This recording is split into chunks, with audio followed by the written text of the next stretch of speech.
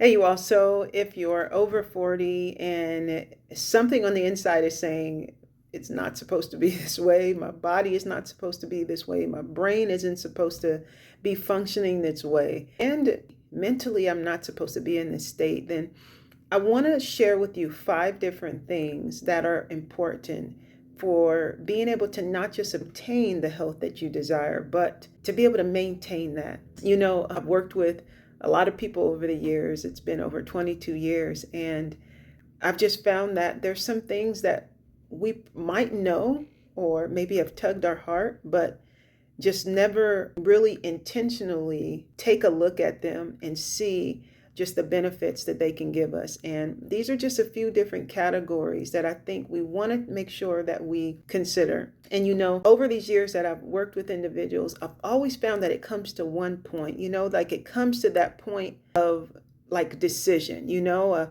person might get going and maybe it's after a couple of weeks. For some people, it's after a few months.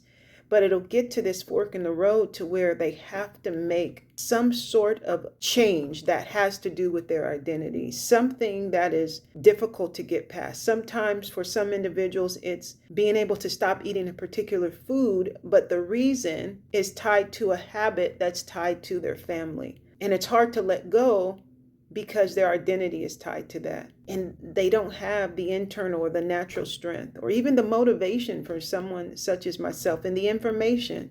All of that doesn't make a difference. And for another person, it could be just looking in the mirror. I remember one time there was one client that went shopping and I said, get some colors that you like. Like there was literally a mental block from being able to do those things. And when it was time to purchase the clothes, they bought clothes that were too big. Another person, the challenge was that they had another issue. They had a problem, another handicap, that there was so much negativity and darkness tied to it. And I believe it was just lies from the enemy that were told to them over the years, that this was something that God did to them. This was really something that they felt separated them from being normal, and it wasn't. Matter of fact, I saw the different things that they benefited from having this particular, what they called a handicap. But anyway, there was this connection to food as comfort that had accumulated over the years that was hard to let go of, because this was the protection, not just protection from the negative emotions they felt about themselves because of this handicap, but this was their protection from people seeing the handicaps, or so they thought. If you see that I'm big, then the bigness, the obesity can be the issue. And so we never deal with the other thing that I'm really insecure about. And so there's so many different ways that the enemy twists it.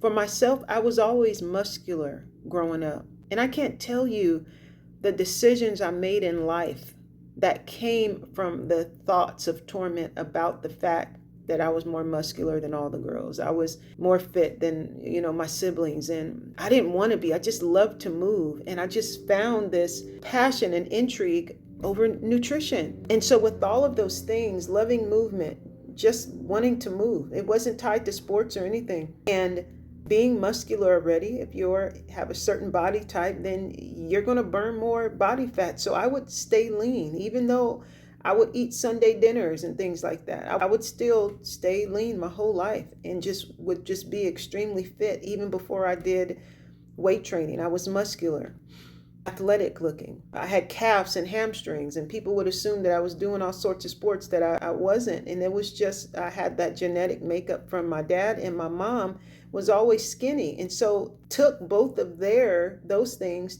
together. My mom was very vascular and I'm very vascular. And so people assume that's because you work out. I'm like, nah, if it gets hot outside, I get real vascular.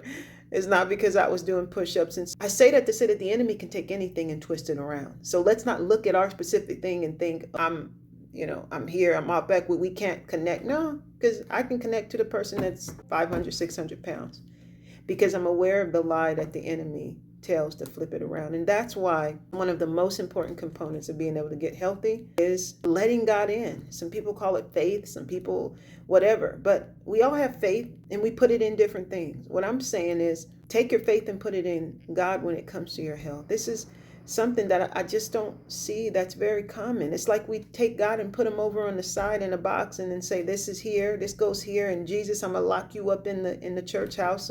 But the thing is that when it comes to what Jesus did, he did it for the whole world. Nobody did what he did. And so everything that he makes available to us is so that we can get what we initially was supposed to get from God. God is our source. He's our ability to see things and to understand, and then to be able to apply that. I mean, the physical energy, the mental energy, the ability to be positive enough or to be reminded of things. That's what he does to get us through. And I think that's the most important thing with being healthy, because there's always that point I've realized people will get to. And that has been the most significant thing that allows the individual to cross over really into that place of health. But then we need that knowing that we're accepted completely. Only God can do that. We need to be able to see our blind spots.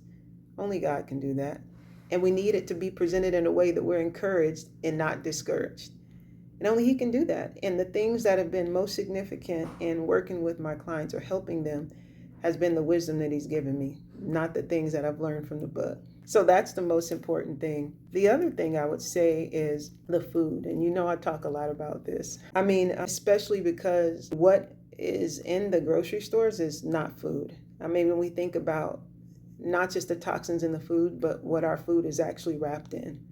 I mean, when we take a look at the ingredients that are used inside of foods that are supposed to be things like bread, like, okay, well, this should be grain, but it's not actually grain, it's actually modified. So those things are important to understand. And so food is an important thing. I think even more so now, just to know what real food is, and then to understand the nutrients in it versus just looking at calories or looking at some fat.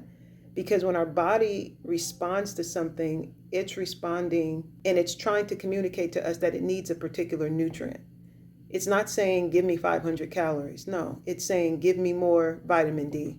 Okay? You're depressed, go outside. It's saying, you need some more zinc. Your level of stress is too high. It's saying, you need B vitamins. That's why you're having these psychological issues. Or you need more trace minerals. That's why your hormones are not working. And so food is really important to be able to understand what real food is and then what nutrients we get from the food. And that's really enables you to be healthy and to get rid of the toxins that are stored in the bad fat. The other thing is strength. I mean, we take a look at the body, like what can we do without the muscles? Like I can't use my hands, I can't bend my fingers, I can't blink my eyes, the organs on the inside. These are all muscles, you know, not just things that we see, but actually allows our body to function. And so strength affects all of that, because even when you're looking at our skeletal muscle, which is the muscle that actually moves our body to perform, it can't do that without what's going on internally. And so when we have the right nutrients coming in from real food, then it actually helps to regenerate those so that they function. And if the inside is functioning, then the outside can function. And they work together, because then when we move the outside, it actually causes the inside to perform more efficiently. It's an amazing system that the more I find out about, it just makes me so grateful to God that he did it. So strength training is really important. We're looking at longevity. We're not talking about aesthetics. We're not trying to look like somebody else. No, we're trying to allow our body to function the way that it was designed, so that when you need to get down and pick something out, that you're not afraid to do it because you're 70 and society told you that you're supposed to sit down and not be able to do so. Or you want to go outside and play with your grandchildren or your spouse or your friends, and you can go do it without being afraid that you're going to fall and hurt yourself. Well, when you do resistance training, it strengthens all of that. And I found that even if you do resistance training, an appropriate routine, that your balance, your response will be quicker, so you're not going to fall. Or even if you trip, you'll be able to catch yourself. And if you do, to some extent, hit the ground, your bones will be so strong from putting that stress on it from the resistance training that you won't have the hospital visit and then the deterioration a year after, which is very common after the age of 65. Death is accelerated, and usually within a year after a fall, an individual dies after the age of 65. That's just the way it is. But if we have the right nutrients and then we have the right support from God, he's going to let us know those things that are available to us to support that and give us that encouragement to actually do it and get up every day. And sometimes you don't want to get up and go work out. Okay. The next thing is sleep, you all. I don't know, sometimes individuals think that it's cool to not sleep, but it's going to catch up with you. I mean, studies show now that sleep is one of the most significant components besides exercise to be able to actually positively affect the brain, the function of the brain cells. And it helps to fight against Alzheimer's, because when we're sleeping, that recovery of the brain is so important. And when you don't sleep, it's off. But sometimes we build these patterns when we're younger and we think we can continue, and the body starts to show us these signs that it's not working. Also, when we take a look at technology, we know that the light that comes from technology definitely interrupts our sleep. That's why it's so important to make sure the room is dark, make sure that you're turning the lights down. You're doing things that are more conducive with winding down versus winding up. And then there's other things that will, you can do in order to really get yourself into the deep sleep of about 7 to 8 hours or more, depending on what's going on in your life, so that you can get the benefits from that, okay? The next thing is going to be sunlight. Okay, when we think about sunlight, think about vitamin D. And I can't reinforce enough how important vitamin D is.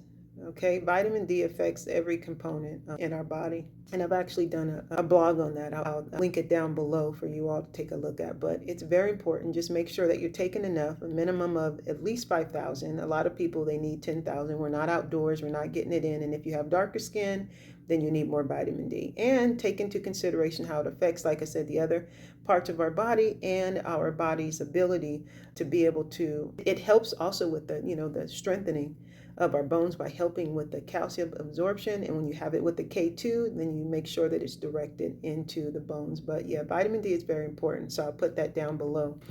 And those are the things that are really important. The sunlight, sleep, strength, doing the strength training, all of that is important. And then it's the food, of course, and the most important one, the one who had the idea of how all these are supposed to work together anyway, our creator. And so I just wanted to share those with you. Really take some time to really consider how you can adjust in those areas. And I'm telling you, you will definitely appreciate the benefits. So I hope that was helpful, you all. I'll talk to y'all later, and you have a blessed day.